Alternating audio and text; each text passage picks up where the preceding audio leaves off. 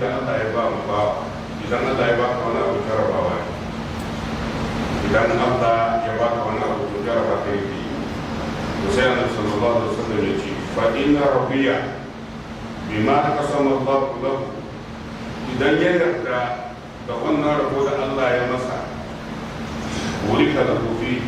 sai Allah ya masa albarka cikin wannan rabo da Allah ya bashi wa wasu abu kuma sai Allah ya fada da wannan abin Allah sai ya fada kowa da irin kyautar da Allah yake masa kai kuma sai Allah ya kaddara dabbo za ka ba ka yi tunanin wannan hukunci da Allah ya maka akwai zalunci ba ka yarda da wannan hukunci da Allah ya kaddara ya zama sana'ar ka ita ce kai dauko kafin ka ci abinci ka yarda Allah shi ya tsara da sanin Allah kuma Allah bai zalunce ka ba manzo Allah ya ce idan ka yarda wannan dakon sai Allah ya sa albarka a ciki wannan dakon da kake sai Allah ya sa masa albarkan da zai yi sai Allah ya ƙara faɗaɗa wannan dakon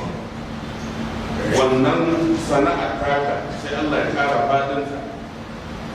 cikin ikon Allah ba kai kare ba sai an samu dubun dubata masu hutawa a inuwar wannan sana'a in ji annabi sallallahu alaihi wasallam don babu abin da ya ga Allah babu abin da ya gagari Allah wani da Allah ya faɗa wadancan ayoyin da muka karanta inda zalika ala Allah ya sai abu ne mai sauki